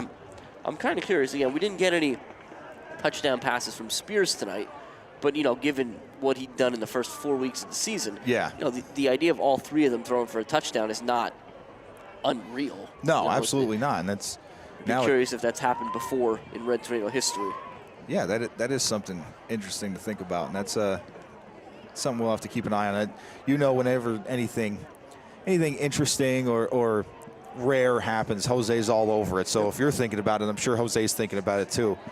Now, Marshalik has already thrown 1 touchdown against Warrior Run to Ben Miller. Yep. Now 1 to Belichick, 1 to Chase Belichick. Matt Belichick, 2 passing touchdowns on the day today. I think those are his first 2 of the season. So it's definitely something to keep an eye on. Or even if it's happened where they've thrown 1, how many times have 3 different quarterbacks thrown more than 1? Yeah, it's a great question. Now Shoppy's going to kick off, and that is an interesting looking kick. That's going to go out of bounds, and that's that's never the goal, but it was a good kick by Shoppy. I don't know what you want to call it, Dan. It was a spiral, but it was a vertical spiral. Yeah, you're right. That's, normally on a kickoff you're looking for that end over end, but that was if that would have stayed in play, that would have been really tough for a Panther to handle. Right. The spin on that, the way it was kind of going, it would have been a tough one to take. And realistically, The penalty, you kick the ball out of bounds, the offense takes the ball over at the 35. The kick went out of bounds right around the 30, so not really a big penalty there for the Big Red. So we'll see, try to get some defensive changes here too for the Red Tornadoes. Again, the Panthers haven't been on offense in quite some time because the Red Tornadoes go down, had the long drive and fumbled the ball, but the defensive touchdown scored. Right, but offensively we will see Brocious out again for the Panthers. He's gonna pitch that to number 3, Dominic Rosini, who does a nice job getting upfield for a first down for the Panthers. But it looks like for Mount Carmel, and Dan, we'll just try to do this together. I see Adams and Bob look out there, 7 and 9. Yep, I see Aiden Dietz, 26. 27, Brady Wolkowski, along with Kimzel in the defensive backfield. They look to be the safeties out there. Yep. 72, Maddox Lamas playing on the defensive line as well. 59, is that? No, that's not. I think that was 53 I was looking at. But again, that's Seth Spears.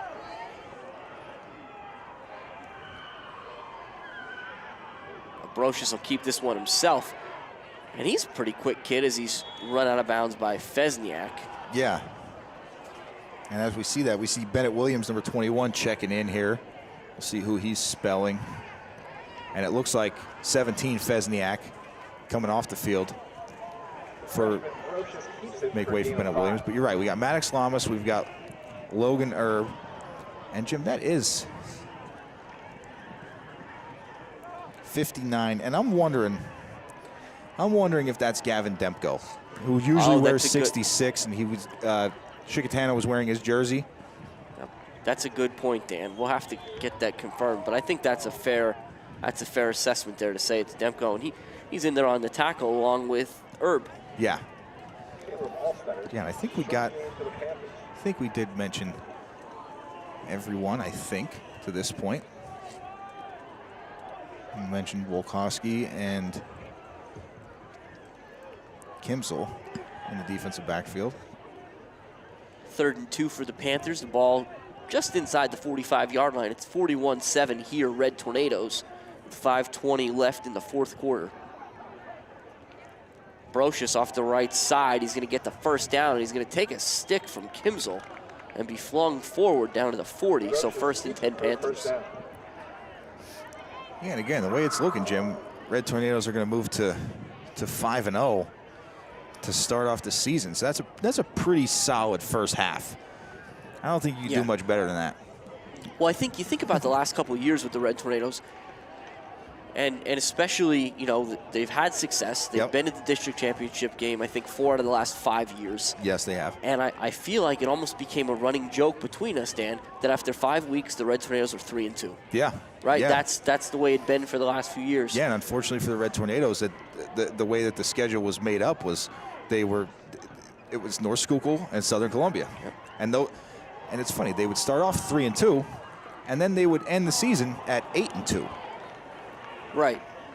And I'm looking here. That's a tough one. I'm curious. I think you could argue this is a call in either direction. Yeah. To be totally honest with you, because I think both the receiver and the defender realized the ball was short and were trying to get back to the ball. Now, the odds of seeing an offensive pass interference call here are slim to none. Right. I agree. And I can tell you see the way the officials standing already. Yeah. So it will be pass interference against the Red Tornadoes, but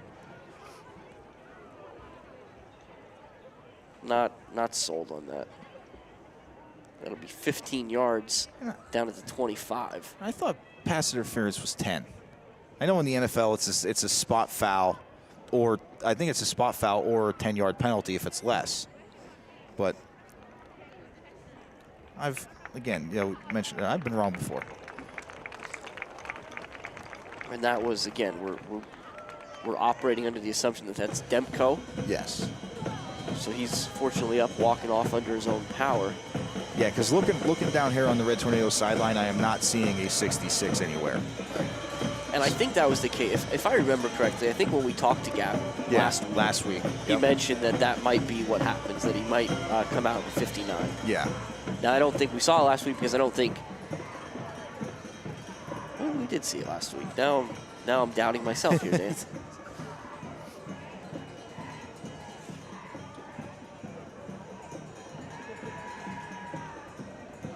Dorchler, yeah. Brocious hands it to number 28, Crew Wheaton, another freshman. So freshman to freshman there. Again, give the Panthers credit. They're young. I think they're the studs, if you want to call them that. The guy, you know, we talk about Locke and Zentner and Vogelsanger and Wharton and Zeisloff. Those guys are upperclassmen. But they certainly have a lot of underclassmen that contribute as well. Yeah, you're right. Zentner, Vogelsanger, and Locke are all seniors. I think that Zeisloff only a sophomore, Jim. Really? Yeah, Zeisloff only a sophomore. I thought I remember last year we saw a little bit of Zeisloff, and he was tough, and we continued to mention that he was a freshman. So that's not surprising. And Wharton, I believe, also an underclassman. Or no, I'm sorry, Wharton is a senior. Zeisloff the sophomore. So a very bright future for Zeisloff as a Panther. I mean, second leading rusher, up there in tackles. He does a lot for this Panthers team as an underclassman. So they'll be looking for him, I'm sure, to take the next step and become a real big impact player starting next year. Clock will stop. 3:11 left in this one. On account of a Panther timeout, it'll be 2nd and 7 from the 21 when they come back. But again, this is a Heartland Athletic Conference Division III matchup here, and more importantly, you know, also a District 4 Class 2A matchup. Yeah. As we start to, I guess, at the whistle here, another 3 minutes and 11 seconds, we can in earnest start talking about being in the second half of the season. Yeah.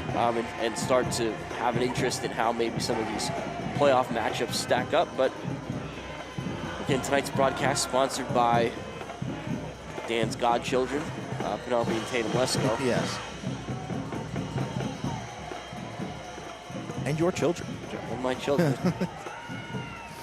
Again, you know, we talked about the Red Shamokin Indians, now 21-14 against Central Mountain. And Warrior Run still up 19-6 on Northwest. Brocious kept that one himself. We'll get down to the 29. Excuse me, 24. Another Red Tornadoes looking to get a stop here. 2 more plays, turn the ball over on downs and be able to, hoping to be able to turn the ball over on downs, not give up any more points and be able to kind of run that clock out. I keep looking at my phone and my watch here to see the temperature, and it keeps telling me it's 54 degrees. But I don't know if it realizes how far above sea level we are right now. Right. That's going to be Rosini thrown down in the backfield by Miller, but we got flags all over the place on this one on each side. Yeah, I think they're going to get Panthers for a hold. One of each side of the field, that is, not necessarily on each team. We'll wait and see what happens. So it's an illegal shift against the Panthers. Okay. So now, if you're the Red Tornadoes, do you have an option with an illegal shift to decline this? Indeed they do, and they did. Okay, so they'll make it fourth and long here. 4th and 12, I think. I think that's the right call there. You get a tackle for a loss. It's now 4th down. Yeah. You don't want to give them an extra play. Absolutely. It looks like this is kind of like it was, I think, at Warrior Run, where we're trying to play the angles here. Yeah. And it looks, it might be from the 31 to the 21 and then 2 yards behind that. So it might be 4th and 12. I think so. And they'll try to pitch it and hand it to number 30, Caleb Allstetter. But the Red Tornadoes are there to snuff that one out. And it'll be 1st and 10 Mount Carmel as they take over on downs with 1:47 left in the ball game. Yeah, so I'm not sure if we mentioned earlier, if we saw him out there earlier, but number 60 checking into the game, Jabari Kynes for the Red Tornadoes in there on the offensive line. We got another timeout by the Panthers. Looks like they're trying to get their defense set up here. Some fair week activities. So yeah, there you just heard from the press box. That's the other reminder. That's a nice thing. So we battled it a little bit on the way over, but it is Fair Week. I think the fair, if I remember right, tonight they do like a half, right? It's like half open.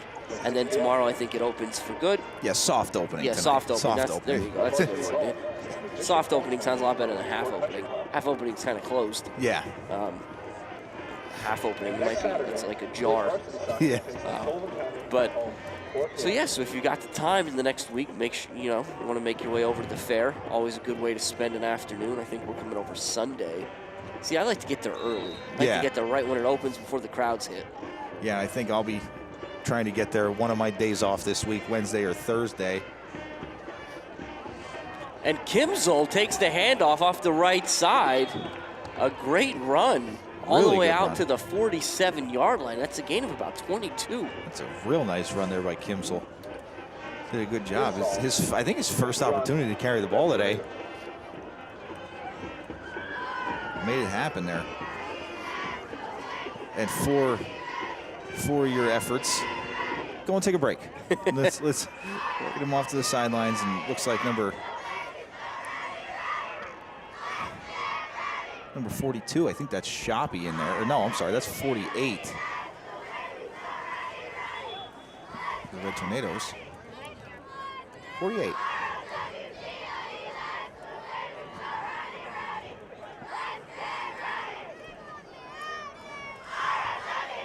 Looks like number 13, Daniel Velasquez, heading in there.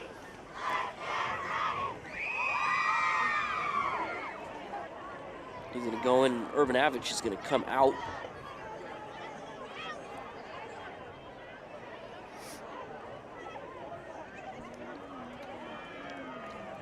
"35 seconds here. And the handoff is to Velasquez. He does a nice job in and out. Really nice job. All the way down to the 37-yard line, 38-yard line for another Red Tornado first down. Yeah, now the Red Tornadoes aren't going to have to snap it again here, Dan. No, I don't think so. But if they do, we got number 40, Berezovsky, checks into the game. And they're up on the line quickly. They're trying to get one more play off.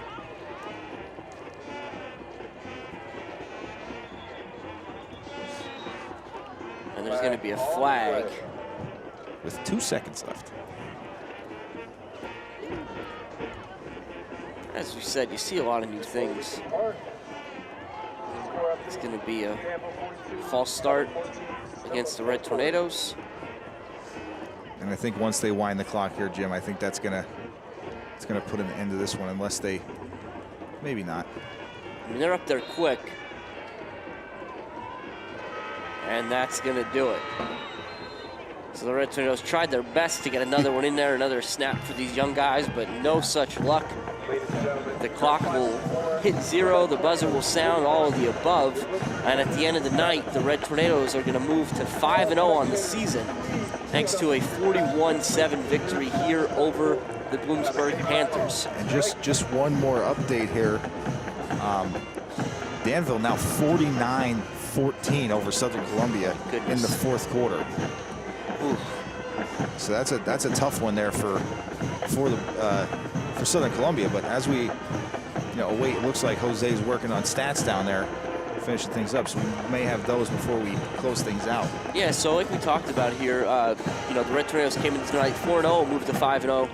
The Panthers came in 3-1, had won 3 games in a row after dropping the initial game to Danville there.